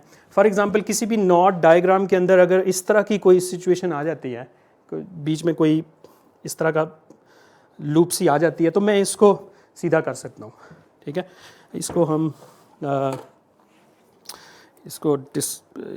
ऐसे मैं यहाँ से भी एक्सप्लेन कर सकता हूँ कि कोई नॉट है और उसका कोई ये वाला हिस्सा बीच में आ गया है स्पेस के अंदर, तो इस हिस्से को मैं सीधा कर सकता हूँ, इससे ओवरऑल क्रॉसिंग में कोई फ़र्क नहीं पड़ेगा। तो जब कभी भी इस तरह की सिचुएशन आएगी तो हम इसको सीधा करके वापस इस फॉर्म में ले आएंगे। ये सिंबल्स मैं बाद में डिस्क्राइब करता हूँ। फिर दूसरी मूव ये हो सकती है, ये इसे आप फर्स्ट राइडरमाइस्टर मूव कह दें, ये सेकंड कह दें, डजंट मैटर कि किसको फर्स्ट कहना है किसको सेकंड। तो इस केस में अगर ये ऊपर से ही कोई स्ट्रिंग आ रहा है और ये नीचे से गुजर रहा है, तो इस केस में भी हम इन दोनों को सीधा कर सकते हैं, उससे भी ओवरऑल क्रॉसिंग में कोई फ़र्क नहीं आएगा, ये बिल्कुल सीधी हो जाएंगे। तो ये एक और सेकंड राइडर मास्टर मूव्स हैं। जो थर्ड राइडर मास्टर मूव है इसको हमने ऑलरेडी देखा हुआ है जब मैंने ब्रेड रिलेशन डिफाइन किया था, जिसमें मैंने कहा था सिग्मा 1 सिग्मा 2 और सिग्मा 1 जो है वो इक्वल है सिग्मा 2 सिग्मा 1 और सिग्मा 2 के। तो वहाँ से हमें एक तीसरी मूव मिल जाती है राइडर मास्टर मूव। तो राइडर मास्टर ने ये कहा था कि अगर डिफॉर्मेशन करते करते इन 3 मूव्स को यूज़ करते हुए अगर हम एक मूव से एक नॉट से दूसरी नॉट डायग्राम तक पहुंच जाएं तो वो फिर नॉट्स जो हैं दो वो इक्विवेलेंट होंगी, वो किसी एक ही नॉट को रिप्रेजेंट कर रही होंगी। तो ये उसने एक एल्गोरिदम थ्योरम की फॉर्म में उसने उसको प्रूव कर दिया। ठीक है, अब बहुत सारे जो नॉट इनवेरिएंट्स बाद में स्टडी किए गए उनको इस तरीके से स्टडी किया गया कि वो राइडर मास्टर मूव्स को के साथ कंपैटिबल रहें। ठीक है, क्योंकि अगर कोई इन्वेरिएंट हमने बना लिया लेकिन वो राइडर मास्टर मूव्स के साथ कंपैटिबल नहीं है तो फिर प्रॉब्लम आ सकता है। ठीक है, तो इसके लिए फिर मैथमेटिशियंस ने नॉट कलरिंग का एक कॉन्सेप्ट इंट्रोड्यूस किया और नॉट कलरिंग के लिए फिर पहले नॉट डायग्राम बना लें और फिर आर्क डिफाइन कर लेते हैं। आर्क वो यही है कि डायग्राम के अंदर वन अंडरपास से नेक्स्ट अंडरपास का जो पार्ट होगा नॉट का उसे हम एक आर्क कहेंगे। जैसे कि अगर हम ए आर्क देखें तो ये यहाँ अंडरपास शुरू हो रहा है और ये अंडरपास यहाँ तक आ रहा है। ठीक है, तो इस पार्ट को मैं हम एक आर्क कहेंगे ए, और इधर से इधर तक जो आर्क होगी वो बी होगी और इधर से इधर तक जो आर्क होगी वो सी होगी, और इनको हम तीन कलर्स से रिप्रेजेंट कर सकते हैं।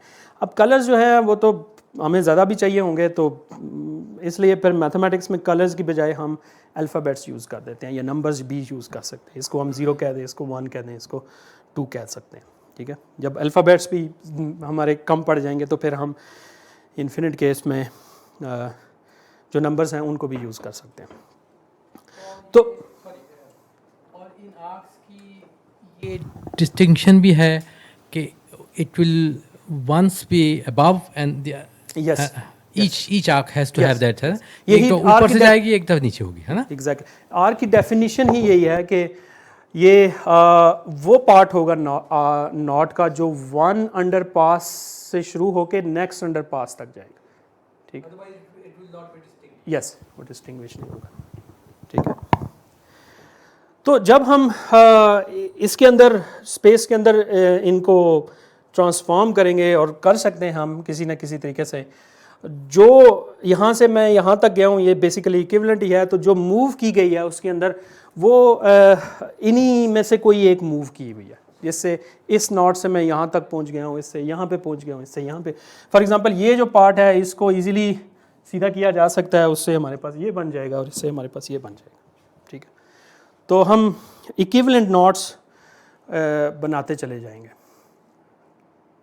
तो अब ये है कि अगर हम नॉट्स की आर्क्स बना लेते हैं तो ये जो नॉट कलरिंग है, इनका जो कलर्स हैं या जो सिंबल्स हमने सिंबल से रिप्रेजेंट कर दिए हैं, इनका अगर मैं कोई सेट बना लूँ, उस सेट का कोई स्ट्रक्चर बनाया जा सकता है। फॉर एग्जांपल इस केस में ये जो सेट है, ये मैंने 3, चूँकि नॉट विद 3 क्रॉसिंग थी तो हमारे पास ABC एक सेट बन गया है। अब क्या ये जो सेट है ये कोई स्ट्रक्चर बनाता है इटसेल्फ?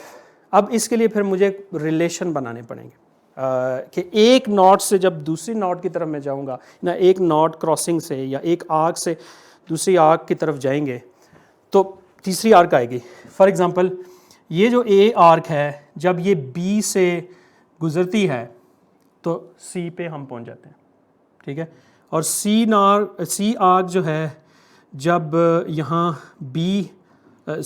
A से गुजरेगी, C जब A के अंडर गुजरेगी तो B आएगा, और इसी तरीके से B आर्क जब C के अंडर से गुजरेगी तो हमारे पास A आएगा। तो ऐसा लग रहा है कि कोई रिलेशन बन रहा है।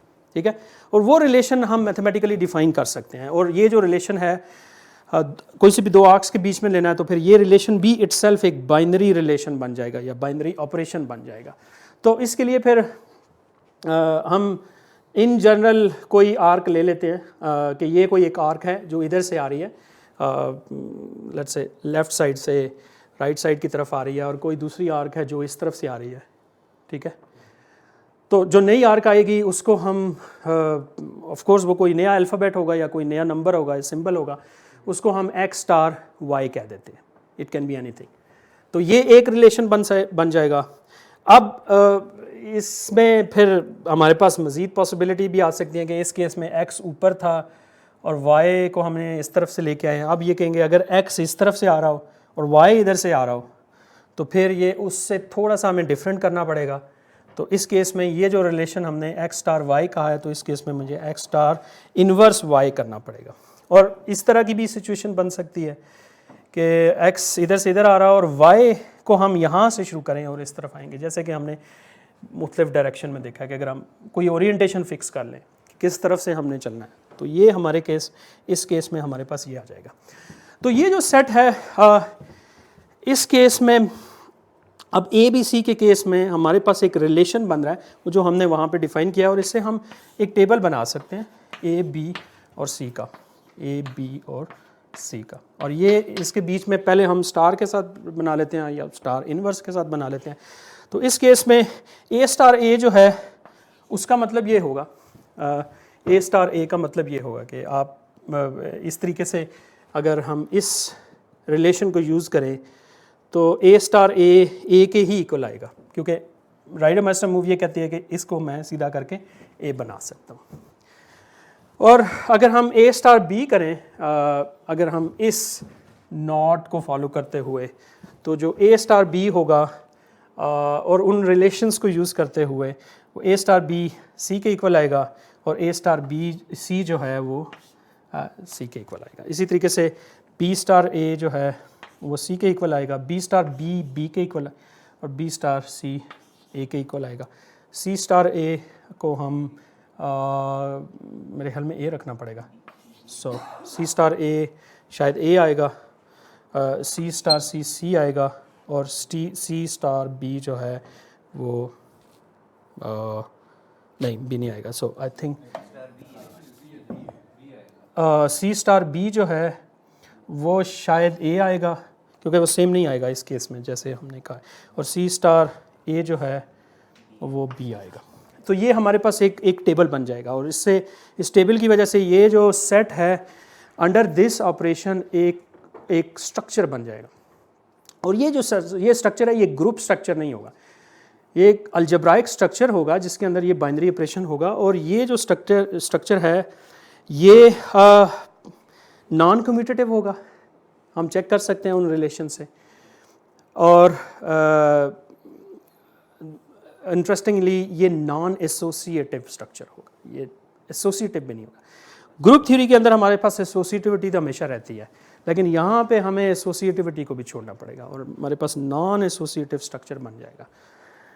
और ये जो नॉन एसोसिएटिव स्ट्रक्चर है ये फिर मैथमेटिशियंस ने इसको स्टडी करना शुरू कर दिया और इस स्ट्रक्चर को मुख्तलिफ नाम देना शुरू कर दिए। और ये जो स्ट्रक्चर है इसे हम क्वांडल भी कहते हैं, because of some mathematician like David Joyce, जिसने आई थिंक 1980s में कोई पीएचडी का थीसिस था, उसने इस पे स्टडी किया कि नॉट इनवेरिएंट हम इस तरीके से बना सकते हैं और एक स्ट्रक्चर नॉट्स के साथ एसोसिएट किया जा सकता है, और उस स्ट्रक्चर की बेस पे हम बता सकते हैं कि दो नॉट्स इक्विवेलेंट होंगी या नहीं। तो ये जो एक्स हमने फाइंड किया है जो कि थ्री क्रॉसिंग वाली जो नॉट डायग्राम है या इवन ज़्यादा क्रॉसिंग वाली भी हो सकती है, उसको हमने कैलकुलेट करना, ठीक है। So this is the quandle of a knot with 3 crossing, और ये फ़र्ज़ करें हमारे पास x के इक्वल आ गया है। और इसी तरीके से इनमें से सारी नॉट्स, किसी एक नॉट का हम क्वांडल कैलकुलेट करेंगे एक नॉट प्रोसेस से, या मे बी कोई एक कॉम्प्लिकेटेड किस्म की नॉट हो स्पेस के अंदर और ये उसकी डायग्राम हो, इसे हम लेट्स से के कह देते हैं, कोई सी भी इन जनरल नॉट है, और उसका हम इसी तरीके से पहले राइडोमेस्टर मूव से सिंप्लीफाई करके किसी तरह उस फॉर्म में ले आएंगे और फिर आर्क्स डिफाइन करने के बाद उसका जो स्ट्रक्चर बनेगा क्वांटल स्ट्रक्चर वो कैलकुलेट करेंगे। लेट्स से वो कोई एक्स प्राइम आ जाता है। अब ये दोनों स्ट्रक्चर्स जो हैं ये बेसिकली नॉट से ही आ रहे हैं, अलजेब्राइक स्ट्रक्चर्स हैं, नॉन एसोसिएटिव। तो अब बात जो है वो नॉट से निकल के अलजेब्रा के अंदर आ जाएगी। अब अगर ये दोनों आइसोमॉर्फिक हुए, ठीक है, अगर मींस आइसोमॉर्फिक का मतलब जैसे अलजेब्राइकली आइसोमॉर्फिक। सो इस केस में एक्स के एलिमेंट तो 3 क्रॉसिंग के केस में ये हैं ए बी और सी, ठीक है। अब कोई और नॉट डायग्राम है, पहले तो हम उसकी आर्क्स को सेपरेट करेंगे थ्रू राइडोमेस्टर मूव्स और उसको कैलकुलेट करने की कोशिश करेंगे। It must be with 3 elements at least, क्योंकि आइसोमॉर्फिक करना है। अगर आइसोमॉर्फिक हुआ और अगर 4 एलिमेंट्स हुए तो बात तो वहीं ख़त्म हो जाएगी, क्योंकि वो आइसोमॉर्फिक नहीं हो सकते, ठीक है। तो फिर इस तरीके से अगर ये दोनों सेट क्वांटल्स आपस में आइसोमॉर्फिक हो गए तो फिर हम बता सकते हैं कि वो जो दो नॉट डायग्राम्स हैं वो आइसोमॉर्फिक नहीं है। मेरा सवाल ये है कि ये जो हमारा एक्स ग्रुप सेट है, सॉरी, तो ये इसके अंदर चूंकि आइडेंटिटी वगैरह नहीं है तो उसको हम ग्रुप नहीं बना सकते। नहीं, ये ग्रुप नहीं है। लेकिन अगर फ़र्ज़ करें कि इसके अंदर हम आइडेंटिटी और इन्वर्सेस डाल दें, उस सूरत में अगर हम फिर ये स्ट्रक्चर बनाने की कोशिश करें तो क्या फिर ये ग्रुप बनेगा या नहीं बनेगा?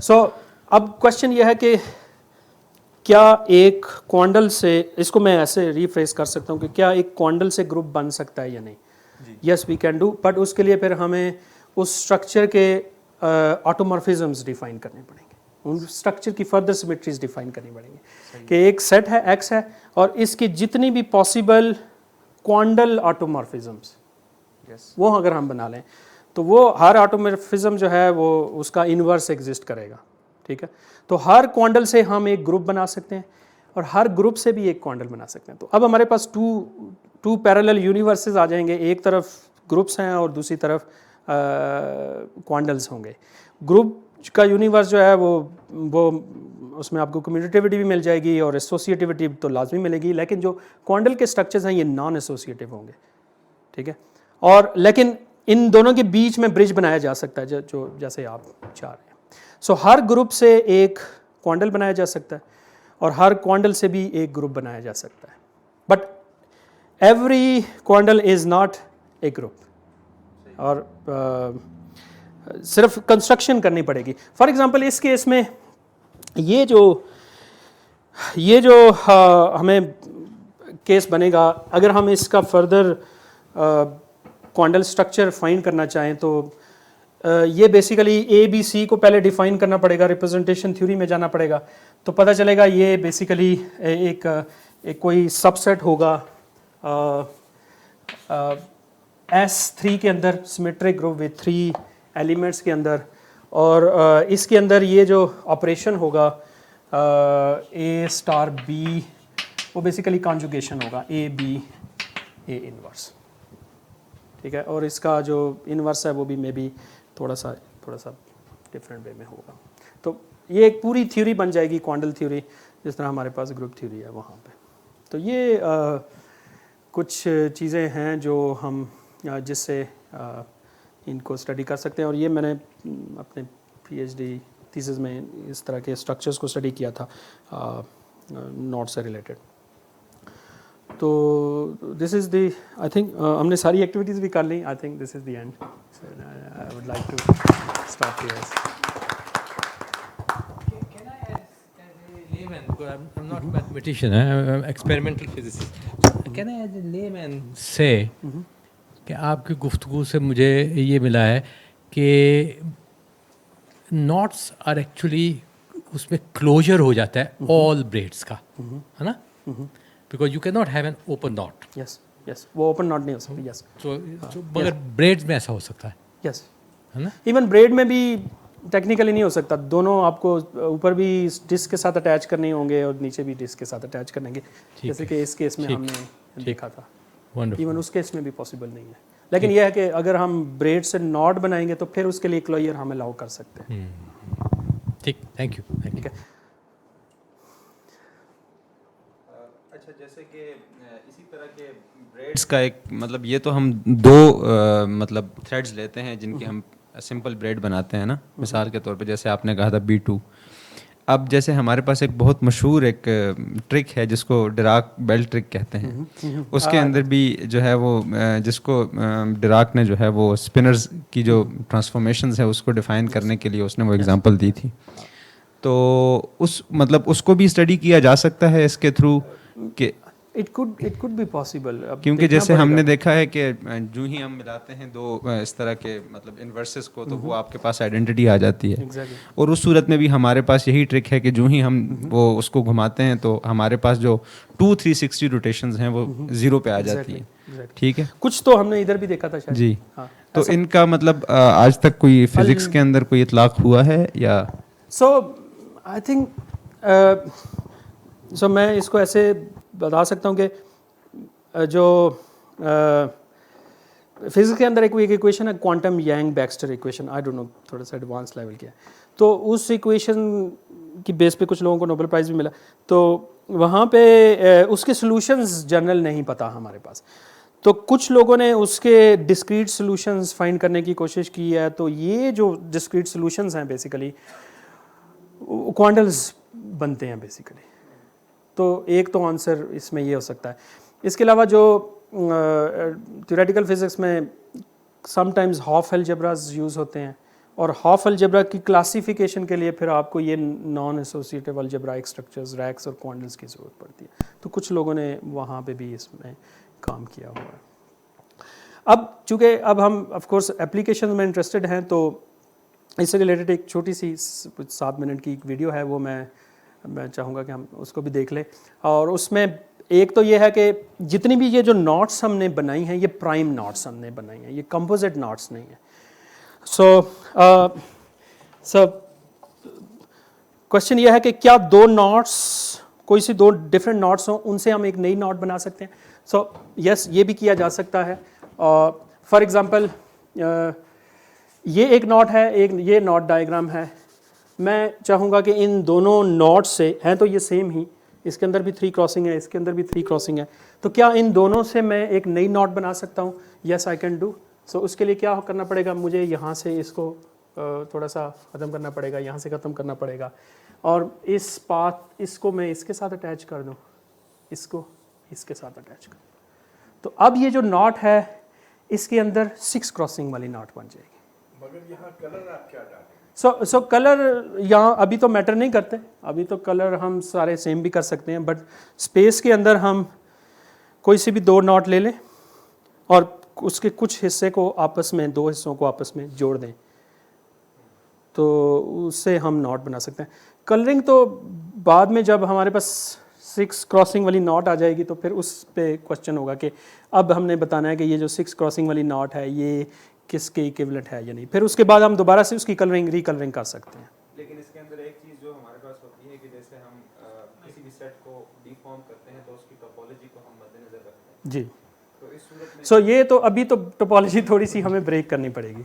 अच्छा। हाँ, सो बट जस्ट एक मैथमेटिकली हम ये कह सकते हैं कि क्या 2 नॉट्स को कंबाइन करके नई नॉट बना सकते हैं, क्या नॉट ऑपरेशन किए जा सकते हैं जैसे कि हमने ब्रेड ऑपरेशन किए हैं, तो इस तरीके से किए जा सकते हैं। कोई सी भी 2 नॉट्स को कंबाइन करके हम एक नई नॉट बना सकते हैं। तो जितनी भी पॉसिबल नॉट्स हैं 3 डायमेंशंस के अंदर, वो उनका सेट भी क्लोज्ड ही होगा, और उसके अंदर जो बाइनरी ऑपरेशन होगा वो जैसे मैंने अभी हमने डिफाइन किया। लेकिन इससे ऑलरेडी हमें पता चल रहा है कि ये तो बहुत ज़्यादा फिर मेस और क्रिएट होता चला जाएगा, फिर नॉट्स को स्टडी करना और कॉम्प्लिकेटेड हो जाएगा। तो इसलिए अभी तक जितनी भी हमारी डिस्कशन हुई थी वो इन नॉट्स पे थी जिनके अंदर जो बेसिकली कंपोजिट नॉट्स नहीं है, और नॉट थ्योरी की जो डेवलपमेंट हुई है उसके अंदर जो क्लासिफिकेशन हुई है उसका फोकस भी प्राइम नॉट्स के ऊपर ही था। प्राइम नॉट्स वो थी जो फर्दर बेसिक नॉट्स से न बन रही हैं, ठीक है। जैसे कि 3 क्रॉसिंग वाली जो नॉट है ये एक प्राइम नॉट है, ठीक है। 4 क्रॉसिंग वाली नॉट भी हो सकती है, क्योंकि उसको हम फर्दर 2 नॉट्स में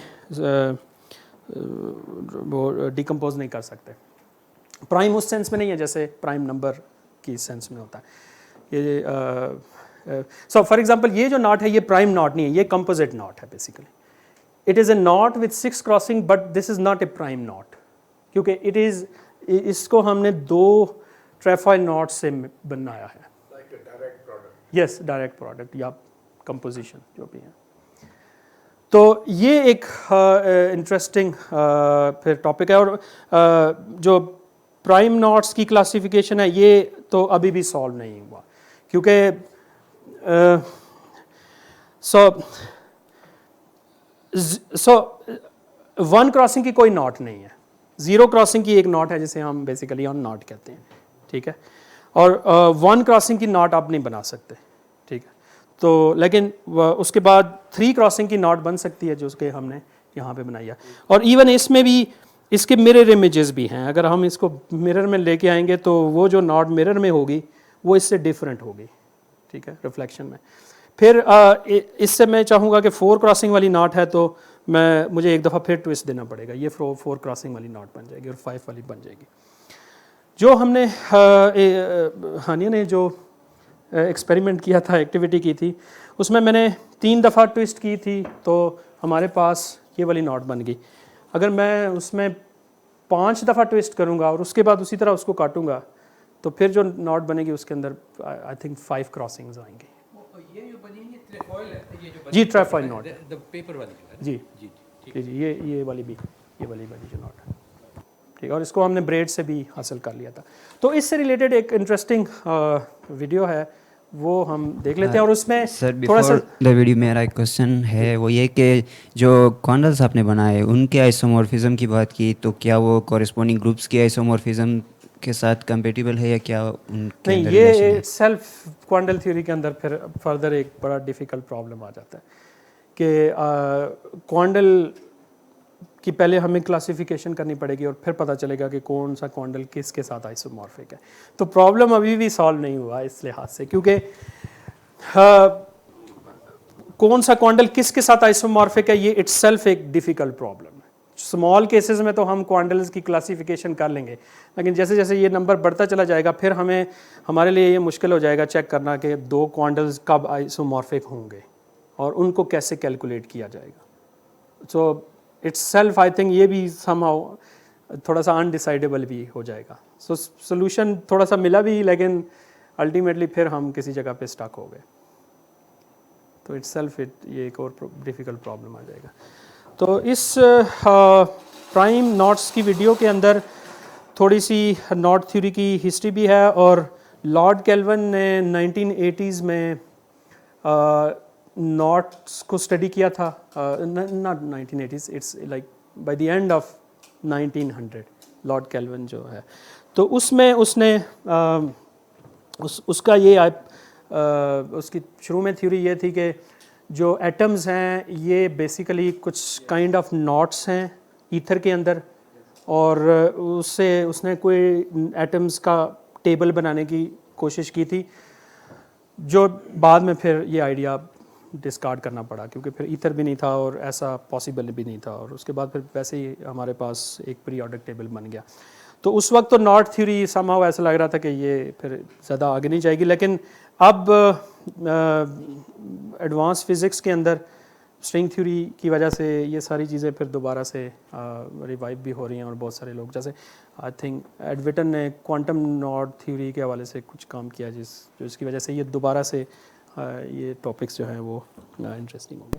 सो ये हम फिर देख लेते हैं इस पे और उसके बाद. The beauty about knot theory is it's sort of a special subfield of mathematics where you don't have to know much mathematics. You don't need to know a lot about numbers. You don't need to know about differential stuff, no integration, no matrices. It's a branch of mathematics you can pick up from scratch all by itself and actually come up with interesting results and understand what's going on. People then often ask, what about knots? Is there something practical? I cannot think of something that's really practical in the terms of shoelaces or so, when they still believed that our universe is filled with some ether.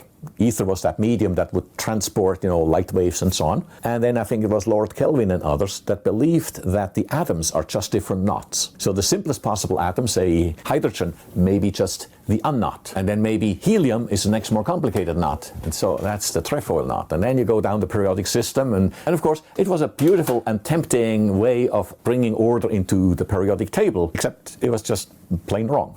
I mean, pretty soon people found out there is no ether. And of course, also people found that actually atoms break apart into particles in some way. There's more structure to it. And they're clearly not knots. They're more like little planetary system. And so that was the end of that. On the other hand, knots actually now play a role in advanced physics, in advanced chemistry, and in advanced biology. In physics, even with string theory and similar things, even in statistical mechanics, that suddenly they use some of the things they could prove as knots that seem to apply there. In chemistry, they're now building molecules that are deliberately knotted in complicated ways. There are also people working with nanoparticles that seem to find materials that have interesting properties when the elementary elements at the small scale are knotted. And finally, in biology, you probably have millions of knots in your body. It turns out many bacteria, but even in your cell, some of the DNA strands are actually closed loops, and some of them are actually happen to be knotted. If you have sort of a closed DNA strand that may be knotted, and you can see in this case there may be a particular group exposed and it can undergo some chemical interaction with other molecules. But then if this thing kind of folds up in a different way, that part may no longer be available, but something else may pop out, and then that can interact. So as part of the regulation of what goes on inside a cell, some of these strands may recoil and change their shape. And turns out they even can change their knottedness, because there actually are some enzymes, and these enzymes, they can essentially come along and snip a strand and essentially let another strand pass through and then reconnect it. Something, of course, mathematicians would never do, because that's totally against what you're allowed to do in knot theory. So that's where knots play a role in very advanced fields. I have 3 challenges for you here. Typically the kind of exercises you want to do when you get started with knot theory is you look at something that you might draw arbitrarily, having over and under crossings in some way. And then the question is, what knot is this? And now you may want to go and take your pipe cleaners or wires and try to carefully lay out this particular knot with over and under crossings carefully observed, fuse the ends together. And now the question is, okay, which knot is it? If I'm just counting here, it's going to be 1, 2, 3, 4 crossings. So you think, oh, it must be the 4 crossing knot, must be the figure 8 knot. True or not true? Let's take this loop that sort of hangs down and just kind of flip it up, right? So now somehow this thing goes up there, makes a loop and comes back down and then goes into this knot. This loop up there can be untwisted and it goes away. So then we're just left with this part, with this closing back onto itself. And we know what that is. That's a trefoil. So here you see an example where you have something that looks slightly more complicated. It's relatively easy to unravel this and figure out, okay, this is just a trefoil knot. Well, things can get worse. What knot is this? Now, yeah, you can do a lot of mental exercise. I think I could take this whole loop and kind of flip it over. Then I can actually pull it through here. And similarly, I can take this loop here and flip it around the back to the other side. I'm pretty sure that this knot will get simpler when you try to unravel it. I think you should really lay this out. Try it with some wire or pipe cleaner and figure out what knot it is. You're making people do a lot of homework. All right, go on. Now, more difficult homework. Here is yet another knot. 1, 2, 3, 4, 5, 6. 6 crossings, no problem. I mean, I can try to mentally flip these loops around or so and nothing comes of it, so I'm probably stuck. And now I go back to the knot table that we had before. Can we figure out this 6 crossing knot, which one of those 3 it is? And you may want to do a lot of deforming, and you probably will get very frustrated because you may not be able to find anything. And you said, wait a minute, is there a 4th different kind of knot? Not really. Mathematicians call this a composite knot. It's really 2 trefoil knots stuck together. You can see from here to there, it's clearly a trefoil knot. And we can take this loop and kind of flip it down. and then we'd have another trefoil knot, and it's coupled to this one with these two links. So anytime you can take one complicated knot and cut it open somewhere so two strands stick out, another complicated knot, cut it open somewhere, two strands stick out, you put them together, you essentially get a compound knot. And that's not its own knot. That's like doesn't fit into a table of. Well, it would make things much, much more complicated. So this allows to simplify things. Now, all of the knots that you see in here are called prime knots. They cannot possibly be reduced to something simpler. They're really on their own as complicated as they get. But there are many, many complicated knots that can be taken apart, like a complicated number can be taken apart into prime factors. But once you have a prime factor, you can no further simplify it. So all the knot table does is give you only prime knots that are not themselves compound. But now you can take 7-3 and take 6-3, snip it open here, snip it open there, stick them together, and you make something that has on the order of 7 plus 6 crossings, but it's not a 13 crossing knot. It's this compound knot. You kept that a secret. I feel like you've dropped a bomb on me. So if you didn't do that, then the knot table would become totally unwieldy. Okay, now it would explode even more quickly and even faster. You actually are on the other side, and then you have to go once through the roller coaster until you come back to where you started. So it's just one long string, essentially tied together.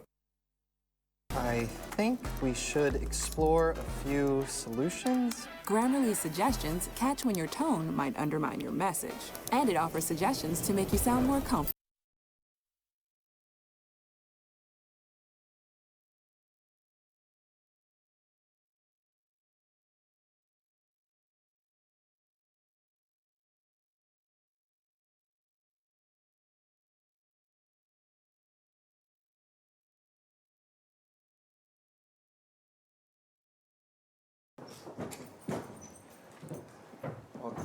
अच्छी तरह से आपने समझाया, मज़ा आया। Again that's good. थोड़ा सा कुछ और भी चीज़ें की जा सकती थी, लेकिन आइडिया मिल गया। आइडिया हो गया। ओके